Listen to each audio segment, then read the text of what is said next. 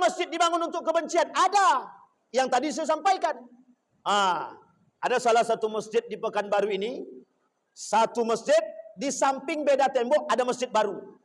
Jadi ada dua masjid dalam cuman pemisah tembok. Itu ada di Pekanbaru. Saya tak sebutkan, nanti malu orangnya. Orangnya juga ada di sini sekarang. Dia pengurus masjid juga. Tapi gimana lagi? Masjid itu cuma dibatasi tembok. Yang satu kata orang samping, tak sejalan dengan kami. Yang satu tak mau, tak berhentilah kata dia.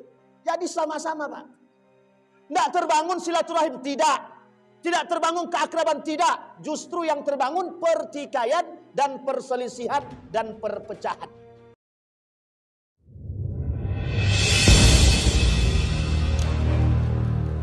Assalamualaikum warahmatullahi wabarakatuh.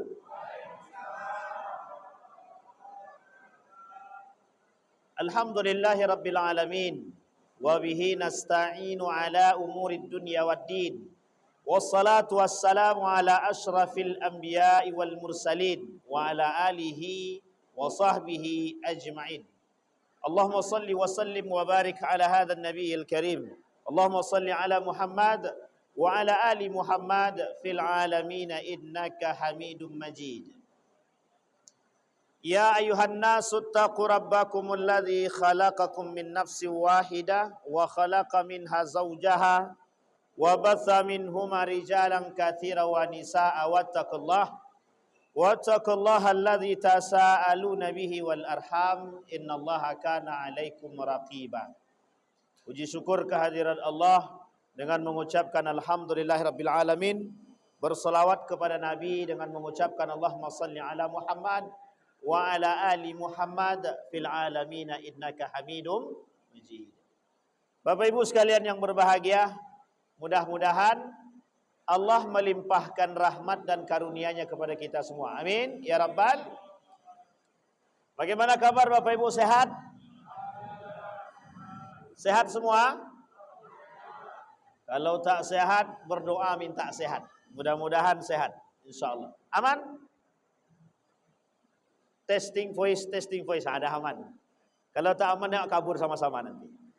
Baik Bapak Ibu sekalian yang berbahagia, malam hari ini tema besarnya halal bihalal, bukan haram biharam. Dia ada sama sebenarnya maknanya. Satu halal bihalal, yang satu lagi haram biharam. Tapi bukan haram, tapi haram biharam.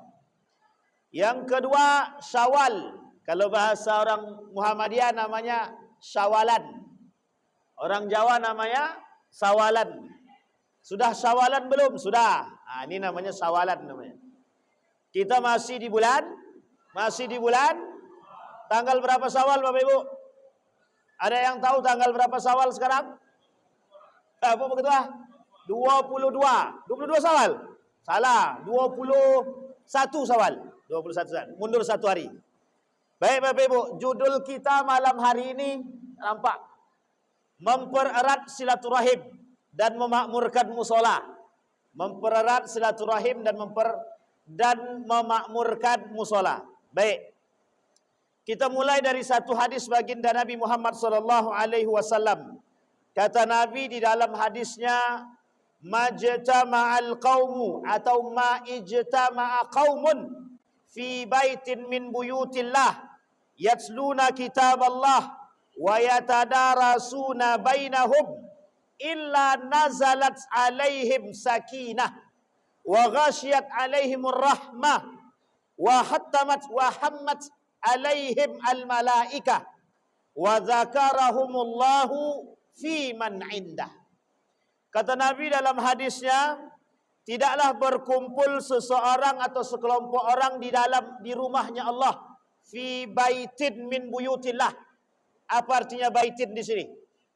Arti baitin di sini artinya masjid, artinya musola. Musola, masjid sama. Bedanya cuma satu. Kalau masjid dapat surat resmi dari KUA atau FKUB. Kalau musola tak.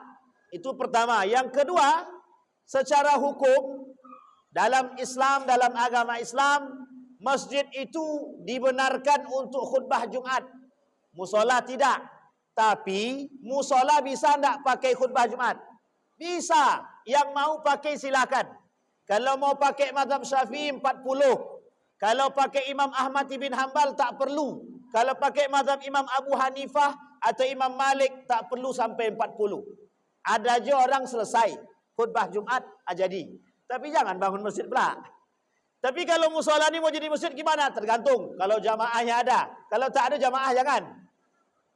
Kalau tak ada jamaah. Tapi insya Allah mesti ada jamaah. Mesti. Sampai di sini paham Bapak Ibu? Perbedaan masjid. Tapi secara makna semua sama. Masjid makan lis sujud. Musola makan lis solah.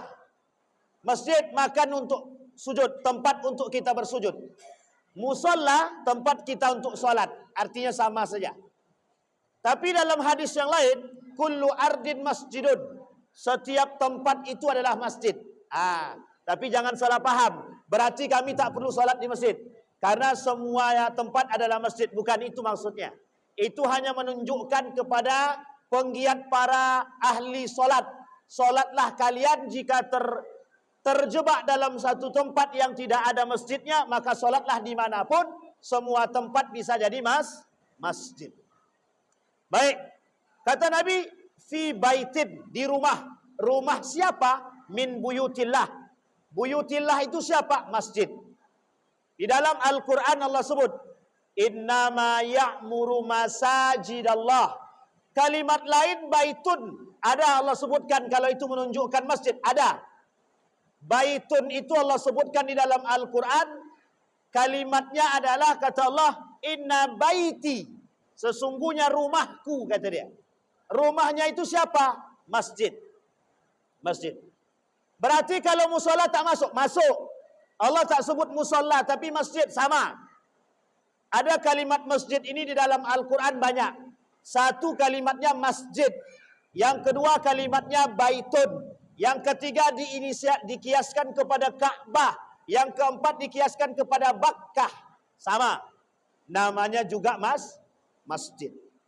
Jadi Bapak Ibu sekalian yang berbahagia, Allah sebut tu dalam Al-Quran. Banyak ayat ada. Yang pertama, innama ya'muru masajidallah. Yang bisa memakmurkan masjid siapa? Orang beriman. Orang yang beriman. Iman kepada siapa? Kepada Allah. Dan kepada siapa lagi? Man amana billahi wal yaumil akhir. Yang beriman kepada Allah dan hari akhir. Satu. Yang kedua, sejarah Masjid Quba, la masjidu ussisa 'ala taqwa min awwali yaumin ahaqqu an taquma fihi rijalun yuhibbu an yatatahhar wallahu yuhibbul mutahhirin. Ini sejarah Masjid Quba. Allah sebutkan Masjid Quba. Tahu Masjid Quba Bapak Ibu? Di mana Masjid Quba? Di Madinah. Masjid yang pertama dibangun oleh Nabi dengan tangannya. Nabi mengaduk pasir dicampur dengan pelepah kurma, dibasahkan pelepah kurma yang kering, dihancurkan, diaduk dengan tanah, kasih air, jadilah semen. Itu namanya semen pertama yang dibuat oleh Nabi, yang dicampur dengan pelepah kurma. Dibangun oleh Nabi, Nabi angkat itu, Nabi buat sendiri. Diambillah pohon kurma tempat Nabi bersandar, dijadikan tempat Nabi untuk Masjid Quba. Sampai hari ini pohon itu masih ada, hanya saja sudah diplaster, tak lagi ada batangnya. 2010 kami masih lihat batangnya, sekarang tak ada lagi. Sampai di sini bisa dipahami Bapak Ibu? Kalimat yang pertama, kata Nabi, yang bisa meramaikan masjid orang beriman kepada Allah dan hari akhir. Kalimat kedua, masjid digunakan untuk menumbuhkan semangat ketakwaan. Takwa di sini Bapak Ibu banyak artinya. Orang yang beriman kepada Allah, bertakwa dia kepada Allah. Orang yang sosialnya kuat, beriman kepada Allah. Jadi hablum minan nas dan hablum minallah terukur. Terukur. Wabtaghi fima ataka Allahu daral akhirah wala tansa nasibaka minad dunya. Cari dunia, cari akhirat, tapi jangan lupa dunia. Dunia untuk akhirat, bukan akhirat untuk dunia. Kejar akhirat dapat dunia, kejar dunia akhirat kabur. Sampai di sini paham Bapak Ibu? Persoalannya adalah hablum minan nasnya bagaimana? Hablum minan nas ini tonggak daripada persatuan umat muslim di muka bumi. Ini poin penting kita nanti dalam kaitan mempererat silaturahim. Kembali kepada poin masjid. Satu, orang yang bisa membangun ketakwaan di dalam masjid yang terbangun dua-duanya, horizontal dan vertikalnya sama. Hablum minallahnya baik, hablum minan nasnya baik. Di bulan Ramadan ketika buka bersama saya sampaikan kepada Bapak Ibu semua, jangan ngaku beriman kalau tidak pernah mendengar, kalau tak pernah mengajak saudaranya ke masjid. Jangan pernah ngaku beriman kalau tidak pernah mengajak saudara dia ke dalam masjid. Artinya, la yu'minu ahadukum hatta yuhibba li akhi ma yuhibbu li nafsi. Kita jawab dulu doanya ketika petir menyambar. Apa doa ketika petir menyambar, Bapak Ibu? Assalamualaikum. Allahumma la tuhlikna bi ghadabika wa la tu'adzibna bi azabik. Ya Allah, jangan kau marah kepada kami dan jangan kau kasih kami azab. Itu ada doanya, ada doanya. Ini penting nih, harus dipelajari. Doa masuk masjid, doa hujan, doa segala macam ada. Allahumma sayyiban nafi'an, itu jelas hujan. Kalau doanya petir, Pak Ustaz, itu tadi. Allahumma la taqtul nabi ghadabika wa la tuhlikna bi azabika. Ya Allah, jangan kau matikan kami dengan marahmu dan jangan kau azab kami, jangan engkau berikan kami kehancuran dengan azabmu. Itu dia. Baik Bapak Ibu, kembali kepada poin tadi.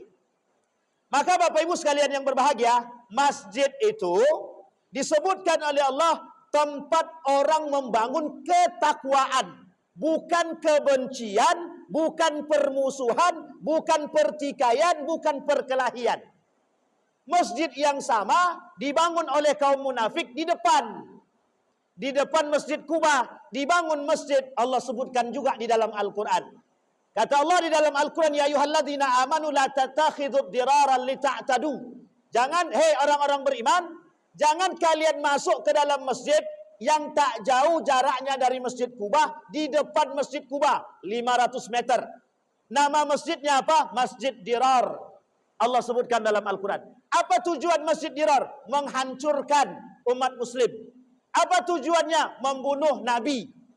Jadi Masjid Dirar itu tujuannya untuk membunuh baginda Nabi Muhammad sallallahu alaihi wasallam. Ini suara saingan dengan hujan. Suara saingan dengan hujan. Dengar suara saya Bapak Ibu? Kalau tak dengar berarti kurang kuat tuh. Tapi insyaallah suara saya dah paling kuat kalau menurut saya. Kembali kepada poin tadi. Berarti tidak semua masjid untuk menciptakan ketakwaan. Ya, betul. Ada orang yang membangun masjid untuk kebencian. Ada. Aku tak suka dengan musola mustaqim. Dibangunnya musola samping. Itu namanya ngajak berantem namanya itu. Kalau ada yang begitu gusur. Harus. Tapi kata dia begini, Pak Ustaz, kalian tak sama dengan kami. Ini masalah juga. Masalah. Masjid itu untuk menggabungkan semua orang. Masjid itu isinya bukan bupati, bukan gubernur, bukan lurah, bukan RT, bukan RW. Semua orang-orang muslim wajib masuk masjid. Orang-orang beriman wajib masuk masjid. Bukan RT, bukan RW. Jadi saf pertama ini bukan untuk RT, bukan untuk RW, bukan untuk lurah, gubernur, apalagi presiden. Tapi saya yakin kalau gubernur yang datang, jangan kasih. Pokoknya tempat ini untuk dia. Betul apa salah? Tapi kalau datangnya terlambat, bertunggu. Sudah 10 menit tak datang gubernur. Tunggu dulu. Sampailah masuk waktu subuh. Tak juga datang. Masih tunggu juga. Itu memang keterlaluan, betul itu. Tidak begitu Bapak Ibu. Peran masjid itu membedakan setiap ras. Membedakan setiap kelompok. Membedakan, pokoknya dalam masjid tidak ada perbedaan. Semua sama. Yang kaya, miskin sama. Yang tua, yang muda sama. Yang dia orang Medan, orang manapun dalam masjid sama. Tidak ada perbedaan. Kalau dia muslim, kalau dia mukmin, dia harus tahu fungsi masjid. Masjid ini untuk semua. Kalau cuma perbedaan Muhammadiyah, Nahdlatul Ulama, Persis, Dewan Dakwah dan lain sebagainya, kalau hanya karena perbedaan itu kita tak mau masuk masjid, berarti yang salah bukan masjidnya, orangnya. Itu namanya taklidnya buta, mengikutnya buta. Dan itu isinya saja hanya kebencian. Ada masjid dibangun untuk kebencian? Ada. Yang tadi saya sampaikan. Ada salah satu masjid di Pekanbaru ini, satu masjid di samping beda tembok ada masjid baru. Jadi ada dua masjid dalam cuman pemisah tembok. Itu ada di Pekanbaru. Saya tak sebutkan, nanti malu orangnya. Orangnya juga ada di sini sekarang. Dia pengurus masjid juga. Tapi gimana lagi? Masjid itu cuma dibatasi tembok. Yang satu kata orang samping tak sejalan dengan kami. Yang satu tak mau tak berhentilah kata dia. Jadi sama-sama Pak. Tidak terbangun silaturahim, tidak. Tidak terbangun keakraban, tidak. Justru yang terbangun pertikaian dan perselisihan dan perpecahan. Ini simbol nih Pak. Jadi umat muslim itu Bapak Ibu sekalian yang berbahagia, simbol kehancuran umat muslim itu tinggal lihat aja. Kalau pengen lihat umat muslim itu hancur, atau umat muslim itu tidak bersahabat, atau umat muslim itu tidak kompak, lihat di softnya Pak. Lihat di softnya. Jadi jangan berbicara tentang silaturahim kalau softnya itu masih bolong. Aku tak mau dekat Pak RW lah, malas aku. Ini masalah. Masalah di soft di depan ini, di soft kedua, soft ketiga, soft keempat untuk orang muslim. Orang kafir saja masuk masjid. Apalagi orang muslim. Kalau ada orang muslim tak mau masuk ke dalam masjid hanya karena kebencian terhadap orang lain, aku tidak akan masuk ke dalam mushola mustaqim sejauh ketua masjidnya masih itu. Kalau ketua masjidnya ganti baru aku masuk. Bilang sama orang tu, tak masuk bonti. Tak mau masuk surga tak usah. Kan begitu lagi. Tapi yang baik bukan begitu. Gandeng orang tadi. Kenapa kau tak mau masuk masjid kami? Kan begitu. Ini masuk masjid-masjid kita. Kenapa ente tak mau masuk? Gandeng. Ikut. Nah, masalah kita di situ sekarang. Gengsinya orang untuk mengajak sesama. Itu menjadi masalah. Di mana letaknya? Kenapa kok saling gengsi? Karena satu hal saja Bapak Ibu. Apa itu? Malas bersilaturahim. Coba bayangkan. Misal. Saya punya masalah dengan Pak RW. Selesai enggak kalau saya cuma datang langsung ke rumah Pak RW? Selesai Pak. Pak RW lah tua. Saya masih muda. Aman Pak RW. Datang saya ke rumah Pak RW. Pak RW, mohon maaf Pak RW, kita mungkin beda pendapat. Tak sejalan. Atau Pak RW, na'udzubillah. Pak RW yang gunjing saya. Pak RW sampaikan kejelekan saya di mana-mana. Saya tinggal datang ke Pak RW. Pak RW, betul Pak RW sampaikan begini. Saling memaafkan selesai tak? Selesai Pak. Satu kali silaturahim, tidak mungkin kita berkelahi di rumah orang tuh Pak. Agak mikir kita mesti. Seburuk-buruknya manusia pasti dia berpikir panjang kalau ingin berantem di rumah orang. Kecuali di rumah sendiri, mungkin. Tapi selesaikah dengan silaturahim? Selesai. Selesai. Hanya saja hari ini orang gengsi dengan silaturahim. Apa alasan? Mohon maaf, apa alasan rumah samping musola tapi tak datang ke masjid? Apa alasannya? Satu saja alasannya. Bisa jadi karena gengsinya dia atau bisa jadi karena enggannya pengurus masjid menjemput. Sekarang tak zaman lagi nunggu orang datang ke masjid, Pak. Jemput. Kapal Munzalan itu, masjid Kapal Munzalan, jemput jamaahnya pakai mobil Alphard. Di sini tidak ada Alphard, pakai kuda. Tak ada pakai Honda ya. Sanggup RW? Sanggup. Tugas Pak RW, Pak. Mana-mana. Harus begitu? Iya harus. Tidak zaman Pak kita nunggu orang datang ke masjid. Tidak zaman Pak. Ketok pintu dia. Bawa pakai Honda sekali, jemput. Kalau belum mandi, tak usah mandi, tarik kain saung kali. Bawa ke masjid. Harus begitu? Iya. Termasuk anak muda. Ini khusus buat orang tua. Orang tua hari ini takut dengan anak. Kalau anak bilang, Ma, aku tak mau ke masjid. Kata anaknya, aku capek. Ayalah nak solat di rumah aja lah. Begitu jawaban orang tua sekarang. Tidak mau dia, tidak mau tahu dia. Ini buktinya kita tengok. Yang mana anak muda ada yang datang. Tak banyak Pak. Kenapa tak banyak datang? Orang tua tak mau ngajak. Kalaupun orang tua ngajak, tapi orang tua takut memaksakan anaknya untuk ke masjid. Kami dulu waktu kecil, tak ke masjid kawan, tak ke masjid tak apa-apa. Tak usah kau masuk rumah ini lagi. Begitu kan Pak? Jadi mau tak mau ke masjid. Kalau tak ke masjid, tak usah masuk ke rumah ini. Alhamdulillah Pak, mau tak mau ke masjid. Daripada tidur di luar, kan tak sedap. Alhamdulillah. Tapi adakah manfaatnya? Ada dampaknya? Ada Pak. Kita sering datang ke masjid, orang kenal kita Pak. Kita sering ke masjid, orang semua tahu kita, Pak. Kita sakit dicari orang, Pak. Ini ke masjid tak pernah. Mati di rumah orang tak tahu, Pak. Meninggal di rumah orang tak tahu. Ngapain kami ke rumah si Anu? Silaturahim ke masjid, tak pernah. Jadi, tapi coba dia sering ke masjid. Kita ambil, mohon maaf. Bang Gofur, sering ke masjid. Tapi tak nampak oleh jamaah satu hari. Orang bertanya-tanya, kemana dia? Sakitkah dia? Matikah dia? Atau kemanakah dia? Dicari orang. Itu pentingnya, Pak. Dan ingat, poin penting daripada itu. Masjid tujuannya selain daripada membangun ketakwaan kepada Allah, pusat peradaban umat muslim. Kalau kita tak punya perhatian kepada anak, tak mau mengajak mereka ke masjid, bagaimana kita mau membangun peradaban? Yang tua-tua ni lesap, lenyap, habis. Kita tunggu yang tua-tua ni. Yang sudah ibu-ibu, yang sudah tua-tua rentah. Apa yang mau kita harapkan? Kita harapkan dari mereka cuma doa. Tidak ada yang lain. Maka Bapak Ibu sekalian yang berbahagia, jangan pernah melalaikan anak-anak kita dari masjid. Paksakan, Pak, paksakan. Bagaimanapun caranya cari. Ini khusus untuk pengurus, baik masjid ataupun musola. Cari cara untuk menggandeng anak muda ke masjid. Apapun itu. Karena perhatian kita hari ini besar terhadap anak-anak muda kita.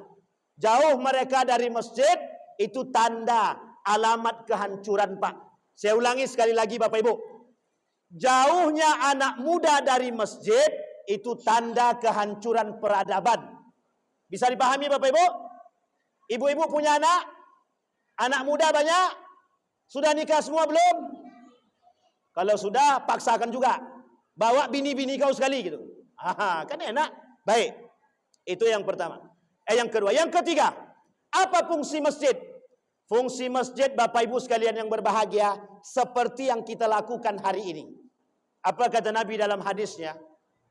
Orang yang menggunakan masjid untuk belajar, menuntut ilmu, mencari keimanan, menambah ketakwaan, berkumpul dengan saudara sesama muslim. Apa kata Nabi dalam hadisnya? Illa nazalat alaihim as-sakinah. Allah berikan ketenangan dalam hati mereka. Satu. Yang kedua, Allah turunkan kepada mereka rahmat. Wa ghasyat alaihimur rahmah. Apa ghasyat itu? Jadi malaikat selalu menutupi rumah mereka, Pak. Keberkahannya jelas. Alhamdulillah, datang juga saju awak. Baik. Sampai di sini paham Bapak Ibu? Yang pertama, orang yang membangun masjid, orang yang berdiam diri di masjid, belajar dia, beribadah dia, baca Quran dia, membangun silaturahim dia, bekerja sama dia, apapun yang dia bangun di dalam masjid itu, kata Nabi, dia dapat ketenangan, dia dapat rahmatnya, dia dapat kemudian malaikat datang, Pak. Malaikat menutupi dia, malaikat mengaminkan doa dia. Kalau dia tidak berdoa, malaikat yang berdoa. Kira-kira kalau malaikat yang berdoa aman apa tak aman? Dijawab apa tak dijawab? Bapak Ibu pengen mana, dijawab apa tidak? Baik. Sekarang Bapak Ibu, ada yang lebih penting? Ada. Ini 3 sudah saya sampaikan peran masjid. Yang keempat, peran masjid yang paling besar hari ini di akhir zaman. 1, membentuk akhlak dan karakter. Ini dia. Kalau anak jauh dari masjid, akhlaknya bobrok. Kalau anak jarang sholat di musola, akhlaknya hancur. Kok bisa yakin? Yakin. Kalau anak kumpulnya di kafe, akhlaknya rusak. Sekarang saya tanya, betullah pada kata-kata saya ini? Besok kalau Bapak Ibu tak percaya, buktikan perkataan saya. Bandingkan anak yang ke masjid dengan anak yang tidak ke masjid. Bandingkan. Kita sudah lakukan uji coba. Di akhir zaman Bapak Ibu kita butuh itu. Kalau anak rajin ke masjid 5 waktu dia ke masjid, berpikir dia mau narkoba itu berpikir. Sekarang lihat anak sekolah, SMK, SMP, bahkan SD, ada penyakit namanya ngelem. Dibukanya lem cap kambing tuh, Pak, dihirupnya. Kok Ustadz tahu? Pernah ikut. Bukan ikut ngelem, tapi ikut nengok. Baru saya sadar Pak, oh begitu rupanya. Teler langsung Pak. Sampai keras tuh lem. Dari lem yang lembut tadi, Pak, Bu, mereka melakukan itu juga pernah saya temukan di waktu zuhur. Kabur dari sekolah. Anak SMK, anak SMP, anak MTS. Coba bayangkan. Tapi kalau mereka sering datang ke masjid, berpikir enggak untuk melakukan itu? Enggak berpikir Pak. Orang tua yang harus dipikirkan masa depan itu. Jangan kita lalai dengan anak Pak. Lalai kita dengan anak habis. Habis kita. Ini poin yang keempat ini Pak. Harus kita bangun betul. Karena kalau kita yang tak perhatian, lihat Pak, anak kita diintai oleh sekian banyak apa? Satu, diintai oleh judi online. Judi online hari ini mengintai anak kita. Bukan anak saja Pak. Kan sudah saya sampaikan, 80.000 lebih yang main judi online di bawah umur. Disuruh ke masjid tak mau. Kenapa tak mau? Main judi. Sekarang pertanyaannya, mau cari selamat bagaimana? Masuk sekolah, di sekolah dia kabur. Masuk sekolah, iya kalau dia masuk. Bahkan mohon maaf, sekolah sekalipun sudah menyediakan internet. Ada wifi-nya, bisa main, bebas mereka berjudi. Dan tidak ada kontrolnya Pak. Kalau sempat tidak ada kontrolnya, habis. Anak kita hari ini diintai oleh masa depan yang hancur. Apa penyebabnya? Judi online. Yang kedua, game online. Saya yakin kalau game online dan judi online ini bukan anak-anak saja. Apa jawaban anaknya? Bapakku aja main, kata dia. Ini yang bapak-bapak yang atuk-atuk kalau main juga tak sadar diri nama itu. Mohon maaf kalau tersinggung. Memang harus kita singgung Pak. Itu yang kedua. Selain dari judi online, selain dari game online. Yang ketiga, diintai LGBT. Sekarang ada forum-forum, grup-grup anak-anak muda. Isinya LGBT apa? Lesbi, gay, biseksual, dan transgender. Apa itu Ustaz? Homo. Lesbi, tahu Bapak Ibu homo dan lesbi tahu? Kalau salah gaul mereka, bergaul dengan orang-orang yang homo, anak kita jadi homo. Atau setidaknya anak kita ikut-ikutan. Tadi sampai mana? Tahu Bapak Ibu, homo tahu homo. Laki-laki suka laki-laki tahu. Perempuan suka perempuan tahu. Itu sekarang sedang marak. Sedang rame-ramenya. Banyak pengikutnya. Kalau anak kita salah gaul, habis. Tapi kami di sini kan dah tua-tua Pak Ustaz. Betul. Bapak yang sampaikan ke anak. Kalau anak tak datang. Yang ketiga. Yang keempat, narkoba. Narkoba mengintai mereka. Coba bayangkan kalau anak kita salah gaul. Bergaul dengan para, mohon maaf, mereka narkoba. Kira-kira jadi narkoba juga enggak? Satu-satunya cara selamat di akhir zaman kemana diarahkan? Ajak dia ke masjid. Ajak ke masjid, paksakan. Harus pakai kekuatan, harus. Nanti berlawan kami dengan undang-undang. Apa undang-undang? Perlindungan anak, enggak apa-apa. Biarkan saja. Nanti kalau berani dia masukkan kita ke dalam peranjak, anak durhaka. Kalau ada anak memasukkan orang tua ke dalam penjara demi masa depan dia, itu anak durhaka. Yang jelas akan hancur masa depannya. Saya kira tak banyak berpikir demikian, Pak. Sampai di sini paham, Bapak? Allah kasih kita masjid, membangun ketakwaan, bukan ketakwaan pribadi, ketakwaan sosial. Poin kita yang terakhir, yang kelima. Ketakwaan sosial, Pak. Salat ke masjid 5 waktu, lisan tak terjaga. Salat 5 waktu di masjid, tapi mencaci maki saudara tetangga. Kira-kira apa guna dia salat tadi? Hablum minallahnya bagus, hablum minan nasnya rusak.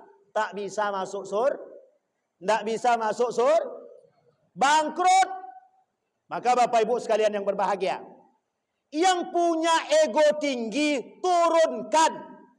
Yang punya nafsu tinggi turunkan. Yang punya gengsi tinggi turunkan. Gengsi, ego, Nafsu tidak akan bapak ibu bawa ke surga, justru mengantarkan ke neraka. Tidak ada untungnya, Pak. Apa kata Nabi dalam hadisnya? La taghdab falakal jannah. Jangan marah, bagimu surga, kata dia. Itu tidak sesederhana itu, Bapak Ibu. Maknanya tidak sederhana itu. Apa maksudnya? Jaga emosi, jaga ego, jaga gengsi. Hadis Nabi jelas.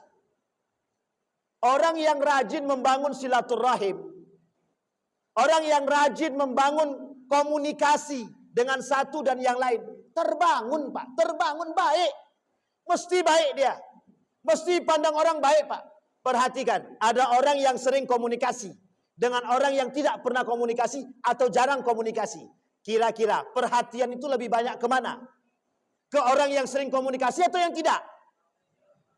Sekarang saya tanya Bapak Ibu. Bapak Ibu lebih enak komunikasi dengan siapa? Orang yang sulit komunikasi atau jarang komunikasi? Atau dengan orang yang sering komunikasi, yang baik komunikasi? Mesti, Pak, itu manusiawi. Sampai di sini paham Bapak Ibu? Di mana kita bisa bangun masjid? Apa dasarnya? Ketakwaan. Kalau kita tidak bertakwa bagaimana? Nah, maka kata Kunto Wijoyo, tidak saatnya lagi kita ini takwanya sendiri. Takwanya sosial. Bahasa gaulnya, dalam bahasa Inggrisnya, social piety. Nah, itu namanya itu. Artinya, keimanan sosial. Beriman secara sosial. Saya tidak yakin, Pak. Kemarin sudah pernah saya sampaikan di musola ini. Setiap satu orang di antara kita, ajak ke musola satu orang satu. Kalau 30 berarti berapa semuanya, Pak? Kali 2, 60, Pak. Masalahnya orangnya sama, Pak Ustaz. Ya kalau 30 menuju rumah yang satu, ya. Coba cari rumah yang tak pernah tersentuh. Misal. Ini kita kasih contoh ya. Tapi mudah-mudahan tidak tersinggung. Kan di sekitar ini banyak rumah nih. Coba mana yang belum ke masjid? Datang ke rumahnya, ketok pintu. Ketua masjid. Siap, Pak? Ajak, Pak. Fulan bin Fulan, mau kita ke masjid? Dijawabnya, Pak, aku tidak muslim. Jangan diajak lagi. Tapi kalau diajak dia mau, datang. Siapa tahu bersyahadat. Kan begitu. Tapi coba bayangkan, ketakwaan sosial yang terbangun. Ada non-muslim samping musola. Tidak makan, miskin dia. Bapak kasih bantuan lewat musola. Pertanyaannya, bisa tidak berubah iman dia tadi? Bisa tidak berubah agamanya? Kita tak paksakan dia masuk, Pak. Kita tak memaksakan orang ikut agama kita. Tapi dengan kekuasaan Allah, bisa jadi dengan kelembutan kita, bisa jadi dengan silaturahim kita, bisa jadi dengan karena kita pernah datang ke rumah mereka, mereka tahu akhlaknya orang beriman dan muslim baik. Takwanya sosial atau sendiri? Sosial atau sendiri? Itu makna ketakwaan yang terbangun di dalam masjid. Jangan ngaku sholat 5 waktu di masjid, tapi masih tidak bisa melihat saudara yang lain. Kita beriman, kita ke masjid, tapi lisan kita masih mencaci.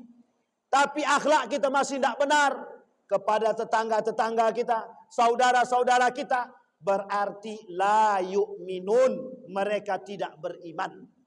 Nah, ini poin penting nih. Ini ada ketua masjid Mushola Al-Abrar, ya Bang? Mushola Al-Abrar. Tadi ada Masjid Al-Iman, ada Nurul Iman. Apa lagi tadi ketua? Masjid Al-Ali, Masjid Ar-Rahman, Masjid Khairul Bariyah. Sebanyak-banyak masjid. Bergabung, bersatu, dibangun persaudaraan. Besok cari lapangan besar, Idul Adha atau Idul Fitri, satu lapangan semua. Itu kayaknya agak sulit nampaknya. Tapi kalau bisa bagus, dikoordinasi oleh lurah. Ini mantapnya kalau lurah tadi datang tuh. Bisa kita sampaikan langsung. Dikoordinasi langsung oleh pemerintah. Wah, itu bagus sekali. Coba bayangkan.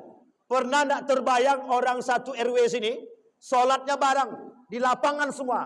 Itu tanggung jawab RW itu, RW. Belum. Iya. Ini diarah ke orang lain. Awak nunjuk ke dia, nunjuk ke lain. Insya Allah. Mudah-mudahan. Siap Bapak Ibu? Apalagi kalau masjid ini punya program ramah lingkungan. Punya program ramah satu. Yang kedua, punya program saling kunjung mengunjungi. Itu bagus tuh Pak Ketua. Mudah-mudahan dengan saling kunjung mengunjungi, yang tak datang tadi bisa datang. Apa tujuannya Pak Ustadz? Ada. Bapak Ibu, kita umat Muslim hari ini harus memperkuat persaudaraan. Kata Allah dalam Al-Quran begini. Mudah-mudahan suara saya tak kalah dengan petir. Kata Allah dalam Al-Quran begini. Wa'tasimu bihablillah. Jangan kalian berpecah belah. Wala tafarraku. Jangan berpecah belah. Bersatulah atas nama Allah, atas tali Allah. Pertanyaannya, di mana kita dapatkan? Di masjid. Di mana? Sekarang saya tanya. Ada orang kerja dari pagi sampai sore. Ketemu bapak dengan dia? Pas sholat maghrib dia datang ke masjid. Ketemu apa tidak? Satu-satunya tempat untuk membangun persaudaraan di mana? Masjid. Yang sibuk karena dia beriman dia datang ke masjid. Yang tidak ketemu karena ada masjid dia datang ke masjid. Itu Pak. Satu-satunya tempat yang bisa kita harapkan untuk mempersatukan. Kalau tidak bercerai-berai teruslah kita. Maka jangan sampai ada oknum-oknum yang memang datang sengaja untuk memisahkan kita dan memecah belah kita, Pak. Makanya hati-hati juga. Musola itu. Ini adalah ladang kita untuk menghancurkan mereka. Itu dia ada orang tak senang, Pak. Misal, aku tak senang dengan Ridwan datang ke musola itu. Ada. Tukang hasut itu ada. Kita mencari kebaikan, ada orang yang tak suka dengan kebaikan. Pertanyaannya, ada enggak? Ada enggak orang yang tak suka dengan kebaikan? Kita datang ke musola, ada enggak yang enggak suka? Sampai kita disebut, itu sok suci lah, sok rajin lah. Ada enggak? Ada. Hasad itu ada. Orang dengki itu ada. Orang iri itu ada. Orang yang merusak itu ada. Orang yang zalim ada semua, Pak. Yang saya sampaikan ada semua. Makanya dibangun silaturahim dalam masjid, kekuatan yang terbangun. Sehingga mohon maaf. Ketika ada oknum yang masuk untuk merusak barisan-barisan persatuan ini, nampak. Oh, kamu siapa? Kan nampak? Ente orang mana? Dari masjid mana? Dari musola mana? Dari jamaah mana? Kan nampak? Jangan salah, Pak. Yang baru-baru ini ketangkap. Laki-laki. Pakai cadar. Rupanya laki-laki. Non-muslim pula. Masuk ke dalam masjid. Coba bayangkan. Kalau kita tak kenal, kita biasa aja. Tapi kalau kalau kita kenal, aman kita. Tapi kalau kita tak kenal, dan kita tak pernah ke masjid. Jadi kalau kita tak pernah ke masjid, ada orang baru datang ke masjid kita tahu tak? Tak tahu.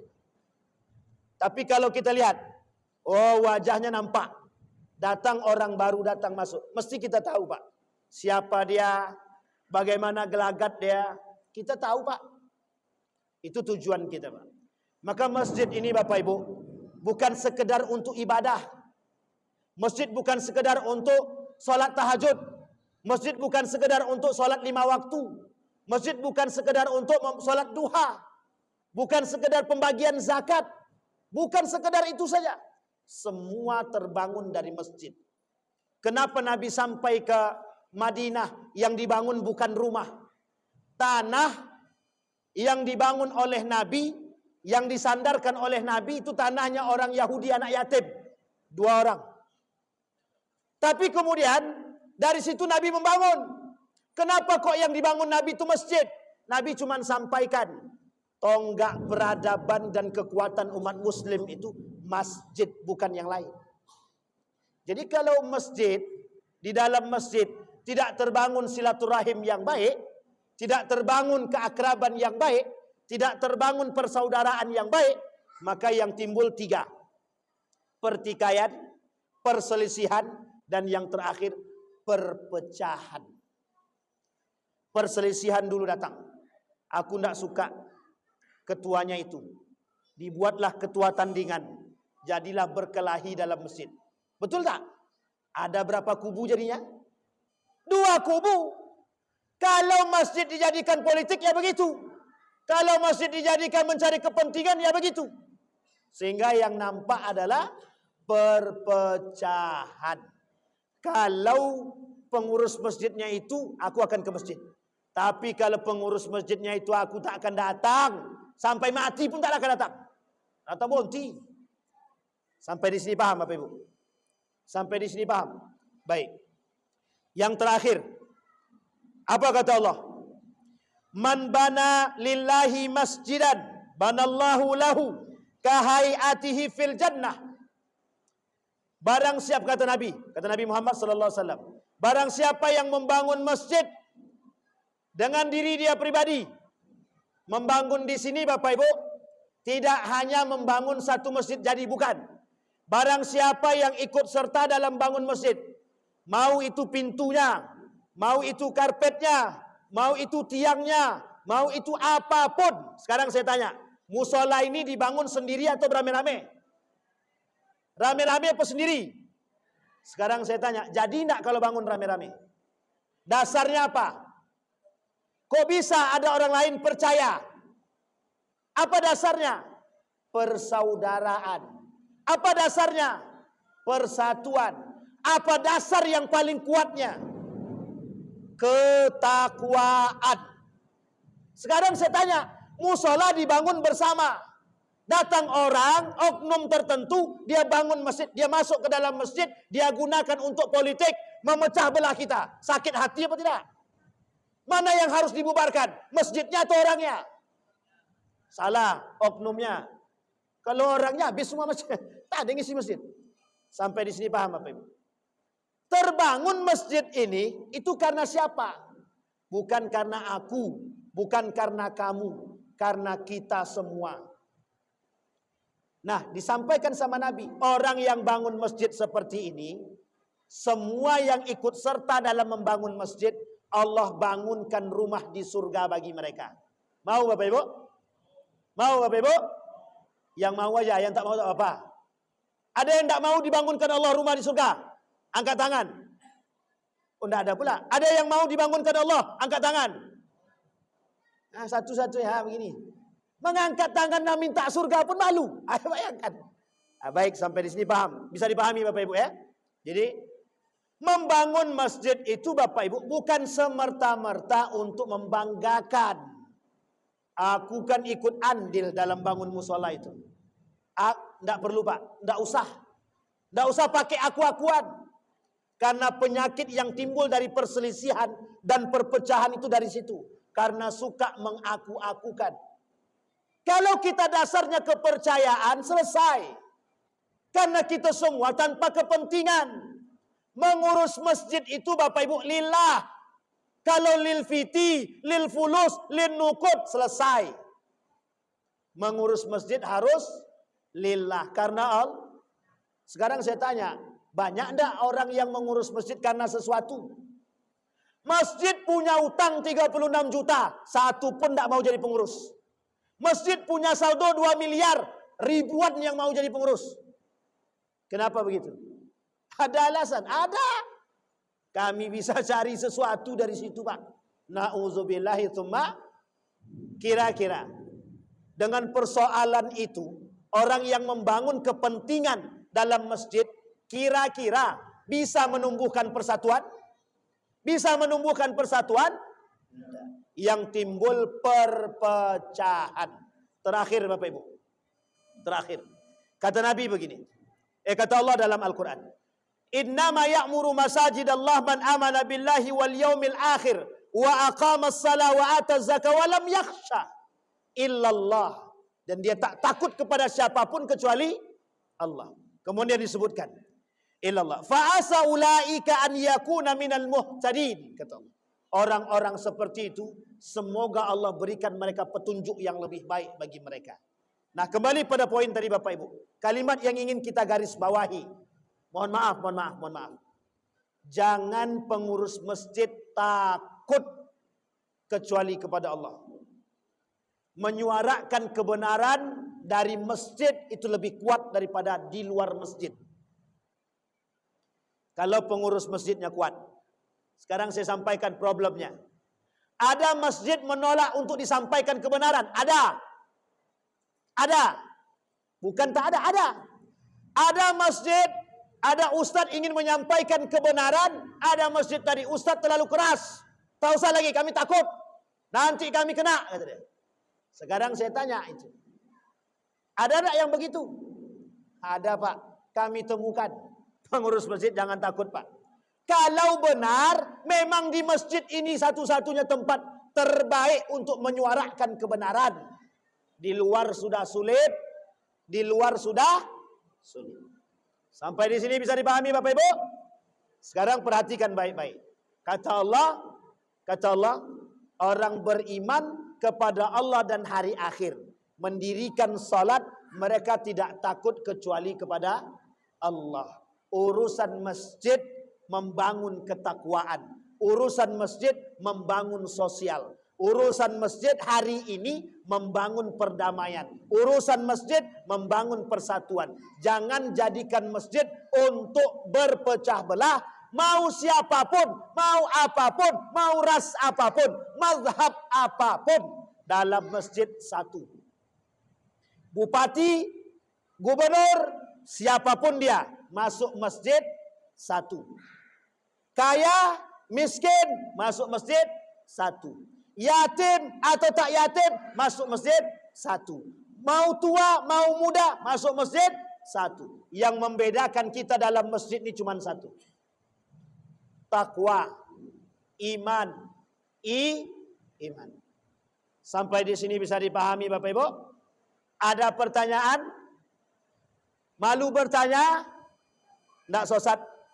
Dah jam apa tu? Jam 10 kurang. Cukup lah nak? Cukup ketua?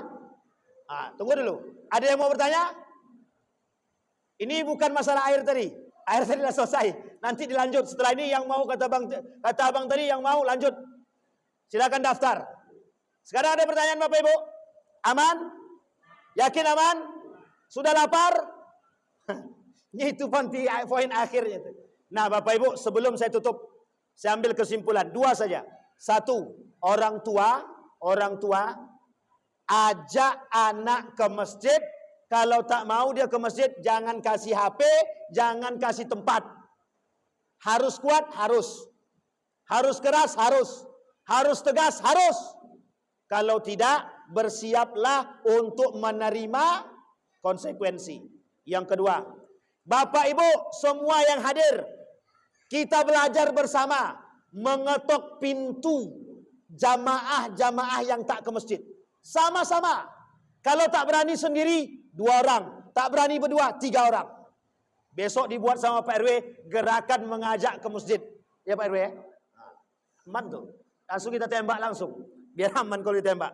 Besok ketua masjid, Dr. Fahri, Pak RW kan keliling dia. Insya Allah Pak, insya Allah datang orang ke masjid. Mau dia ke masjid.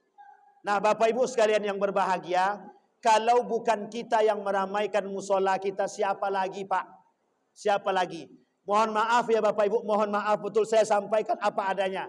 Nanti jangan salah, kita tak mau meramaikan musola. Datang orang meramaikan musola kita, kita tak terima. Jangan salah. Nanti kalau sudah datang orang meramaikan masjid kita, berbeda dengan pandangan kita, kita ngamuk. Kalau ngamuk datang ke masjid. Kalau tak mau musola ini diambil orang, datang ke. Sampai di sini bisa dipahami Bapak Ibu. Ini kejadian nyata. Buat kami pribadi. Ini kasus nih Bapak Ibu. Karena saya baru habis menangani kasus itu. Jadi saya sampaikan. Kalau tak mau masjid ini diambil orang, kita yang datang ke masjid. Nanti kalau datang orang ke masjid, awak tak pernah ke masjid. Datang orang ambil masjid. Rajin dia ke masjid. Ngamuk kita. Tak terima kita. Setelah dilepaskan terbengkalai masjid itu. Dosa kita Pak. Kalau ada masjid, satu masjid ataupun musola, tidak ada pengurusnya. Yang sholat cuma imam, muazinnya itu, imamnya itu, makmumnya itu. Satu kampung dilaknat sama Tuhan. Satu kampung. Keberkahan itu diambil satu kampung. Jadi jangan merasa, aku tidak sholat di situ Pak Ustaz. Aku sholatnya masjid sono. Sama. Kenapa tidak mau sholat dekat rumah? Kenapa sholat tempat lain? Tidak lebih baik. Kalau Anda sholat ke tempat lain hanya karena kebencian, Anda berdosa. Sampai di sini paham Bapak Ibu? Sampaikan. Ini sampai keluar. Sampai keluar Pak. Tapi kan kalah sama hujan. Jadi kalau kalah sama hujan agak susah juga sedikit. Ada begitu? Ada. Tetangga kami Pak, tetangga kami samping rumah itu. Aku tidak mau sholat di situ Ustaz. Kemana dia sholat? Jauh banget dia sholat pokoknya. Saya sampaikan, besok kalau kau mati suruh orang itu sholatkan. Jangan suruh kami, saya bilang. Diam deh Pak, besok pindah balik. Allah sholat sini, Alhamdulillah. Ya baguslah kalau begitu. Na'udzubillah tsumma na'udzubillah. Bapak Ibu sekalian yang berbahagia, mudah-mudahan dari apa yang saya sampaikan ini paling tidak yang bisa diambil, ambil. Yang tak bisa diambil, buang jauh-jauh. Jangan simpan. Tapi yang bisa kita terapkan, kita terapkan. Mulai saat ini kita membangun persatuan dari satu tempat musola. Mudah-mudahan dari musola ini Bapak Ibu terbangunlah kekompakan dan persatuan antar satu dengan yang lain. Kita berdoa kepada Allah. A'udzubillahi minasyaitonirrajim. Bismillahirrahmanirrahim. Alhamdulillahirabbil alamin. Hamdas syakirina hamdan naimin.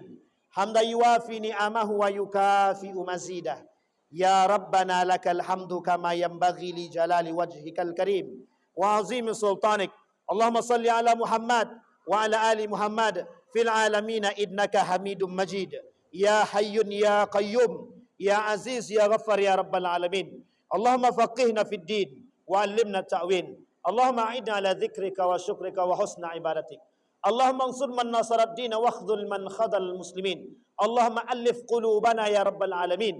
Allahumma alif qulubil mu'minin. Allahumma alif qulubal mu'minin. Allahumma alif qulubana ma'al mu'minin. Allahumma alif qulubana ma'a ittihadil mu'minin ya Rabbal alamin. Allahumma a'inna ala dzikrika wa syukrika wa husna ibadatik. Allahumma ij'alil Qur'anal azim rabi'a qulubina wa nura sudurina wa jilaa'a ahzanina wa dhihaba humumina wa ghumumina. Allahumma ansur man nasraddin. Allahumma ansur ikhwanana al-mujahidin fi Palestin wa fi Gaza wa fi kulli makan. Allahumma dammiril yahud. Allahumma ahlikil kafarata wal mubtadi'ata wal musyrikin. A'da'aka a'da'ad din. Allahumma inna nas'aluka khaira hadzal makan wa khaira ma fihi wa khaira ahlihi wa na'udzu bika min syarri hadzal makan wa syarri ma fihi wa syarri ahlihi. Rabbana hab lana minas salihin. Rabbana hab lana min azwajina wa dhurriyyatina qurrata a'yun waj'alna lil muttaqina imama. Rabbana atina fid dunya hasanah wa fil akhirati hasanah wa qina azabannar. Walhamdulillahi rabbil alamin. Assalamualaikum warahmatullahi wabarakatuh.